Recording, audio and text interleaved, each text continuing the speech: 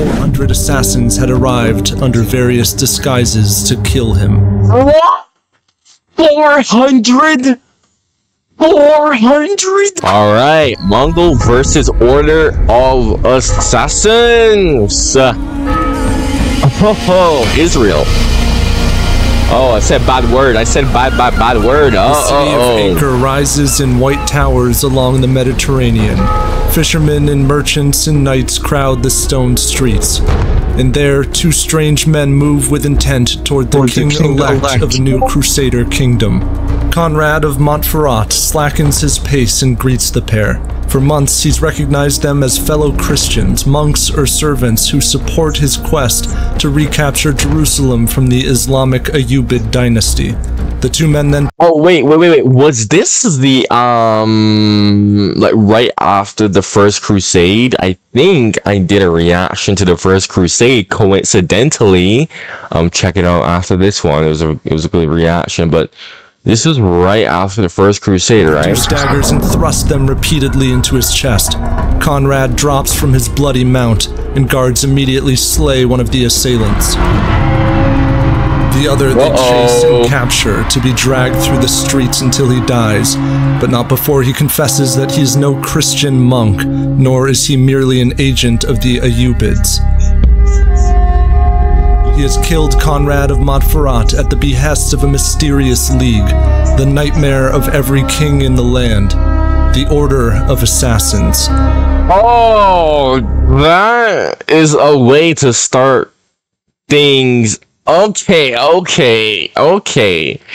This is gonna be good. This is gonna be good. They live in scorned seclusion. Castles atop cold peaks in the Persian and Syrian mountains.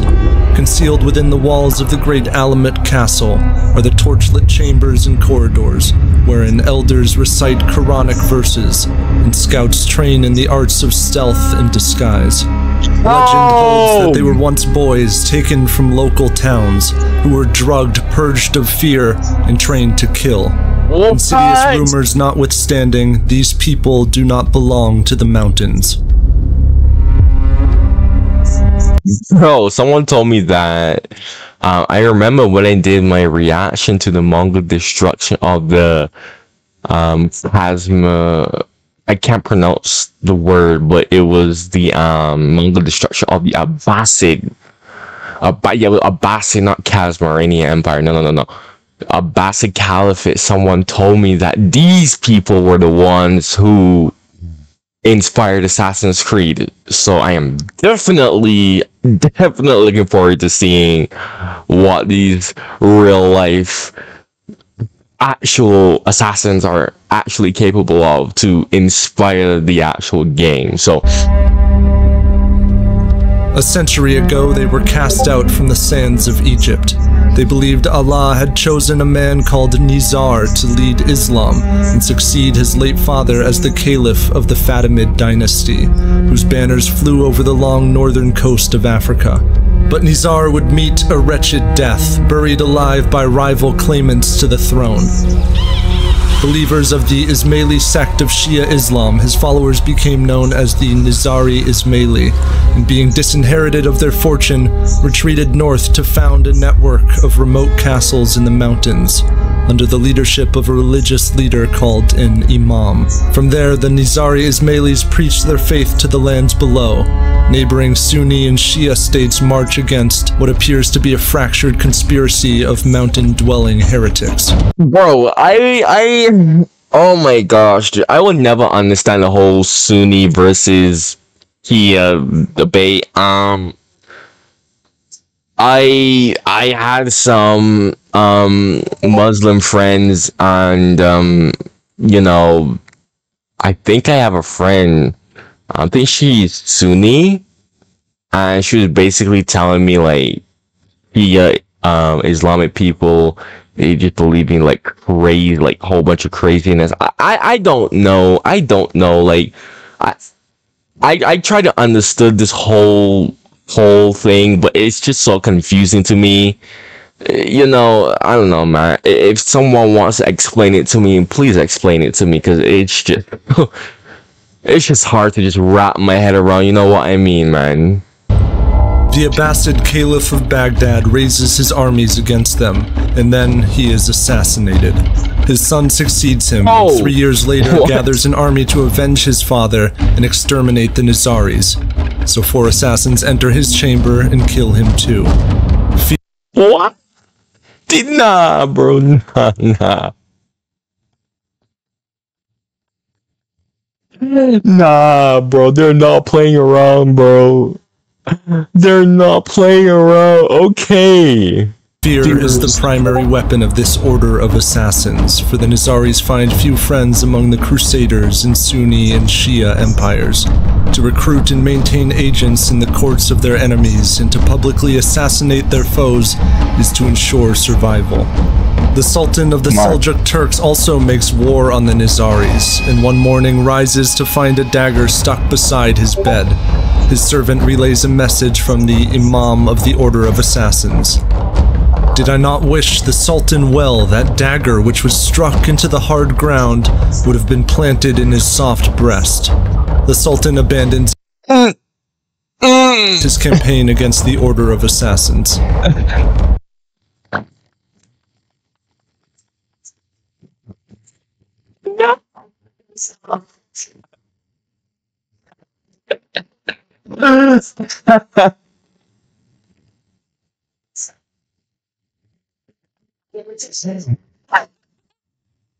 Sorry. I'm sorry, bro. Nah, bro. I'm not even sorry. That is too hilarious. I'm sorry, bro. Oh, bro said, you know what? I changed my mind. I changed my mind. I'm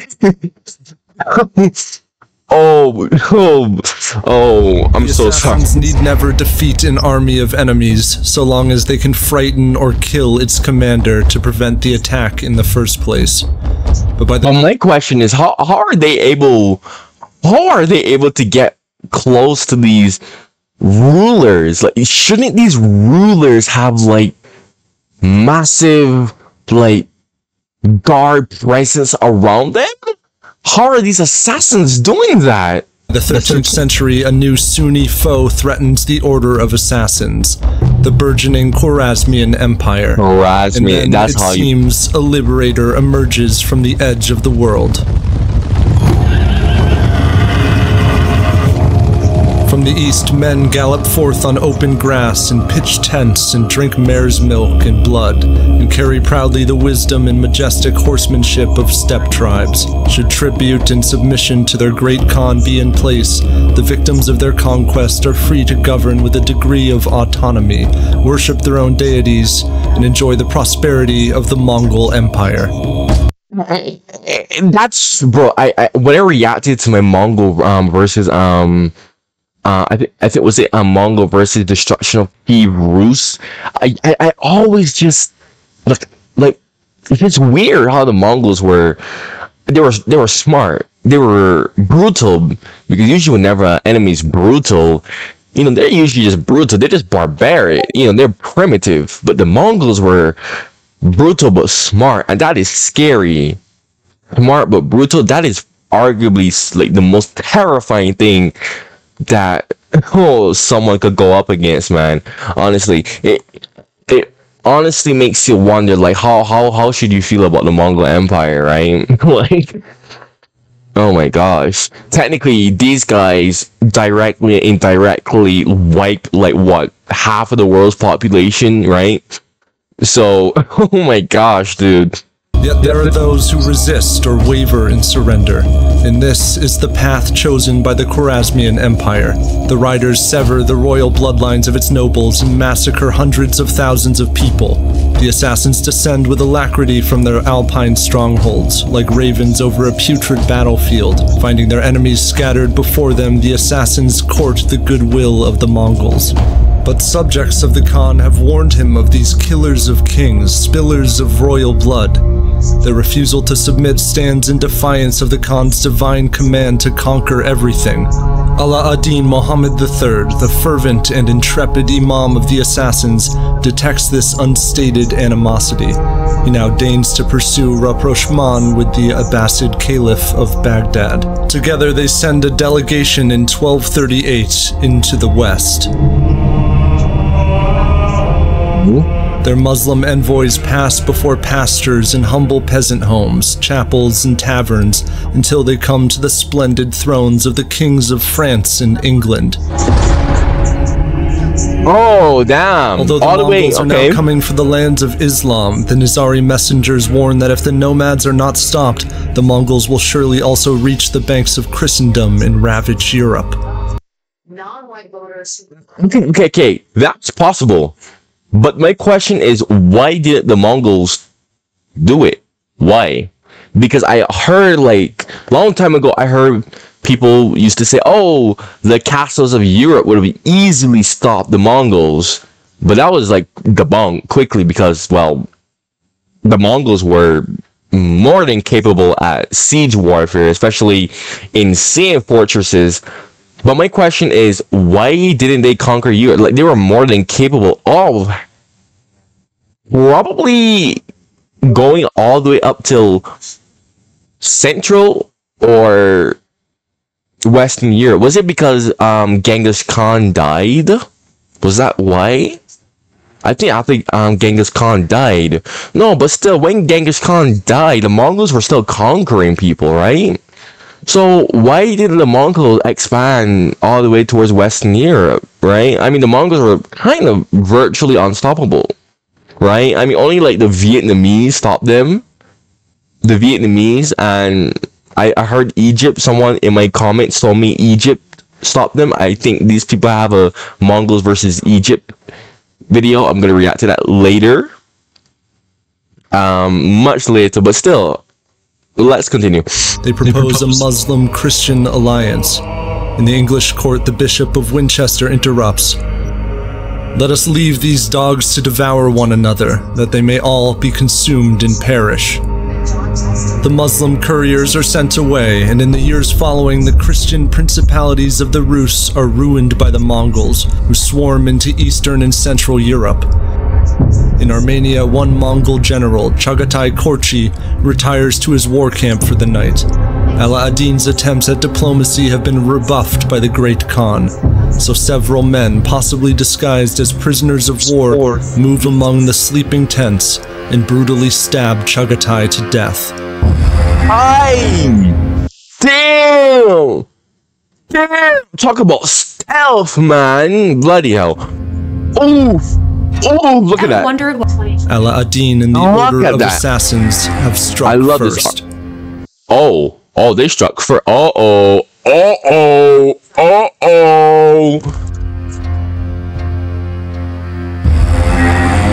Oh, you don't want. Oh no. This is gonna be harsh reprisals. Horses are saddled, treasures divided, and goblets drained in jubilant preparation for a journey. The Great Khan Möngke has ordered Genghis Khan's grandson, Hulagu, to destroy the Order of Assassins. He advises Hulagu, treat kindly whoever obeys and submits to your orders. Grind beneath the feet of your wrath those who resist, along with their wives, children, and kith and kin. As Hulagu prepares his army, a Christian Mongol general named Kitbuka is sent out to strike first with an advance force. He captures several Nizari fortresses, but while laying siege to the Gerdko fortress, assassins sneak out and kill 100 Mongols. Ala ad-Din attempts to— Are they able to— What? Damn, that is impressive! To rally reinforcements. Freaking got my accent changing. As Kitbuka assails the towns of Tus and Tun, where thousands of Nizari Ismailis will be driven out to the open country. There, fathers, sons, and wives are killed and left in mounds of viscera. The fairest daughters are spared death to suffer as the carnal slaves of their conquerors. Damn. Oof. Rumors abound that the king of the mountain, Ala ad-Din, has gone mad. Indeed, his own son, Kwarsha, thinks resistance to the Mongols foolhardy, but the Order of Assassins hardly stakes its survival in conventional battle. Karakoram a monk arrives from Belgium seeking an audience with the Great Khan. He is struck by the paranoid state of his hosts. They proceeded to question us minutely because it was reported to Möngke Khan that 400 assassins had arrived under various disguises to kill him. What? 400? 400? 400? All to kill? What in the world? How are they capable of doing this? 4 freaking 100. Holy hell. Holy hell. They proceeded to question us minutely because it was reported to Möngke Khan that 400 assassins had arrived under various disguises to kill him. Oh my If assassins god! have indeed crossed covertly into the Mongolian steppe, their efforts have not assuaged the discontent within the order of assassins. In 1255, the ever-defiant Ala ad-Din is found stabbed to death in his own bed. Wait, huh? Holy, dude, there's too much. There's too much happening. There's too much. My brain can't. Bro, I haven't even gotten to know the fact that 400 assassins were literally sent to kill this guy. And now suddenly he's dead? What in the world? My brain can't process all of this at once, bro. What in the May have world? given his approval for the assassination. In any case, the 26-year-old Kwarsha sends word to allies and enemies that his father is dead and that he reigns as the new Imam. Killed his own whoa! Hulagu has reached Persia, and at the sight of his army, it is written that Imagine killing your own father. Nah, bro. Yo, it blows my mind how people are just holy. I don't want to curse.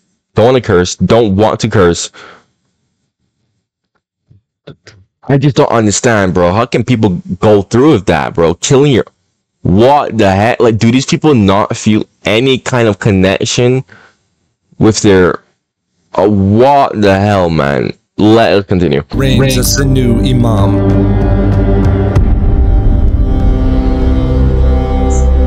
Hulagu has reached Persia, and at the sight of his army, it is written that the mountains began to quake and the hearts of kings to tremble. Although Kwarsha wishes to submit to the Mongols, he refuses to appear in person, fearing a trap, and declines to tear down his most formidable castle, Alamut. Some miles north of the castle, a contingent of Mongols rides to the foot of a high hill, and above, an army of assassins comes into view. The Nizaris draw their bows and swords and daggers, and scatter the furious Mongol charge. Riders are sent tumbling back, the Mongol force retreats and lays waste to the crops of the surrounding region. They beat them off. Some distance to the west. In the halls of Meymundiz, a castle centuries ago hewn into the side of a red cliff, Kwarsha is hiding. Get online. It is the garrison that first catches sight of the sudden and thunderous approach of 10,000 men. Mongols, local... I love these cities that are built in mountains. How were people able to do this? Like, you know, I am used to... conscripts. Oh, my bad. But I am used to just living in flat, you know, flat places all my life. It's just honestly gorgeous, bro. Like, really gorgeous. I know there are literally cities that are like thousands of feet above ground, which is wild in places like South America. I heard that Tehran, the capital of Iran, is like a good couple thousand feet above sea level, which is wild to me. Like, I mean, that's just really cool. Let us continue though. I need to play this. Kwarsha is hiding. Well, why is he hiding though? I was supposed to ask that earlier. Why is he hiding? It is the garrison that first catches sight of the sudden and thunderous approach of 10,000 men. Mongols, local conscripts, and massive siege weapons. Hulagu has come to do the bidding of the Great Khan and grind the order of assassins beneath the feet of his wrath. Oh, dude. Oh, dude, this guy, bro. History does, you do the Mongols justice, bro. The way how history does, like, hypes up the Mongols, honestly, bro, he does. I don't think anyone else could hype up the Mongols this good as much as history does, and it's well deserved. Hulagu has come to do the bidding of the Great Khan and grind the order of assassins beneath the feet of his wrath.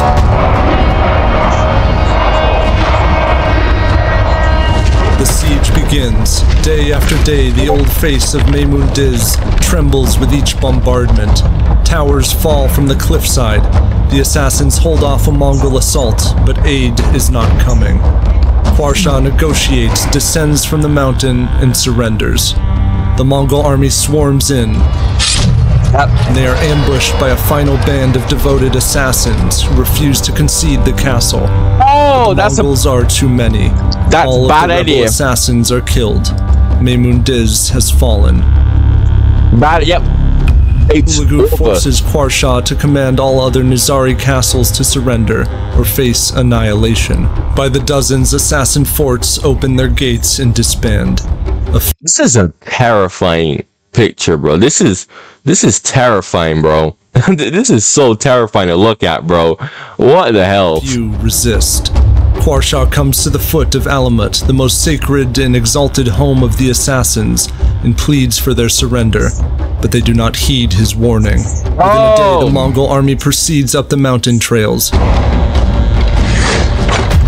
As stones dash against the strong walls of Alamut, the assassins hold steadfast in their high towers and rain down punishment upon their foes. The hordes of Mongols can be held back from this position, but they cannot be defeated. Resistance endures for 3 days before the garrison negotiates a writ of amnesty and evacuates. Hulagu ascends the mountain, marveling at the mysterious lair which had sheltered the Order of Assassins for 2 centuries. He orders it destroyed. Mongols level its ramparts, set fire to its sacred libraries, and scour its old chambers for valuables. Oh, that would have been so cool. Oh, I wish he hadn't destroyed it. Oh, dude. I wish we could witness that. Oh, he destroyed it. Oh, that's so sad. Oh. He orders it destroyed. Mongols level its ramparts, set fire to its sacred libraries, and scour its old chambers for valuables. The castles of Lamassar and Gerdko defy Kwarsha and refuse to submit, but Kwarsha has nevertheless relinquished his land and armies. Hulagu bestows upon him a young Mongol girl with whom he had become enamored. Kwarsha graciously accepts the authority and hospitality of the conquerors and requests an audience with. He did it for a chick, bruh. Really? That's all it took, bruh. A chick. Really? Oh my god, bro's a simp, bro. Oh my gosh. Armies. Hulagu bestows upon him a young Mongol girl with whom he had become enamored. Taking my Kwarsha hand. graciously accepts the authority and hospitality of the conquerors and requests an audience with the Great Khan Möngke. He sets out, but in the old Khwarezmian city of Bukhara, a disagreement with his Mongol envoys comes to blows. Mongol law does not permit such insubordination, so as Kwarsha continues his journey east, the Mongols demand that his sons and daughters, brothers and sisters, and all of his seed and family should be laid on the fire of annihilation. What the heck? Some of his kin are handed over to be killed by the Mongol Bulagan, so that he can achieve vengeance for the death of his father, Chagatai Korchi. Elsewhere, the Mongols execute tens of thousands of Nizari Ismaili believers. Kwarsha arrives in Karakoram to honor his new overlord, but the Great Khan responds with anger, chiding the Imam for having not yet destroyed the castles of Gerdko and Lamassar, and he turns him away.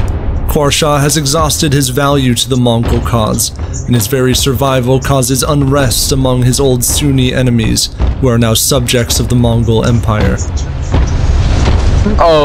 During the journey gotta back go. to Persia, it is written that Mongol officials lead Kwarsha away from the road, and he and his followers were kicked to a pulp and then put to the sword, and of him and his stock no trace was left, and he and his kindred became but a tale on men's lips and a tradition in the world. What the heck? Nah, this is the wildest quote. This is the wildest quote that I've heard. And of him and his stock, no trace was left, and he was kindred. And he and his kindred became but a tale on men's lips, and what the heck, bro? What the heck, bro? Oh my gosh, the way how he, like, how do I describe this? The way how what's the word? The way how he just says it, he describes it, dude. It's just like, it's just different, right? Than just learning it, right? What you feel the energy, you feel the tensity, and the I don't even know the word I'm trying to find right now, but it's just crazy, dude, the way how history those just presents this, bro. I think that's the word I'm looking for. And it's well deserved. Lamassar will fall, Girdko will weather a siege for many years, and Nizari Ismaili believers scatter but survive. The Order of Assassins is dead. Their destruction, however, represented only the first of the tasks that Hulagu had been given by Möngke Khan. The greatest shame, the most heinous massacre of the Mongol Empire, lies ahead in Baghdad. Oh! In the 21st century, stealth and privacy are hard to come by. Hackers can steal your data. That's the end. Alright, you made it all the way to this point. Make sure you subscribe if you like my reactions, man. Like the video after you subscribe. Check out my other reactions on my channel. I have loads of reactions, man. If you know of anything that you would want me to react to, make sure you suggest it to me. I am slowly getting through everyone's suggestions. Okay. Yeah, this was a great one, man. I'm definitely gonna finish off this whole playlist, man, of the Mongols. There's a lot going on, like, freaking kept blowing my mind. My brain couldn't, like, comprehend everything all at once, bro. Freaking hell, man. Oh my gosh, dude. Like, the 400 assassins that came to get, what the heck. Anyways, man, thank you for watching, and make sure that you stay tuned for more.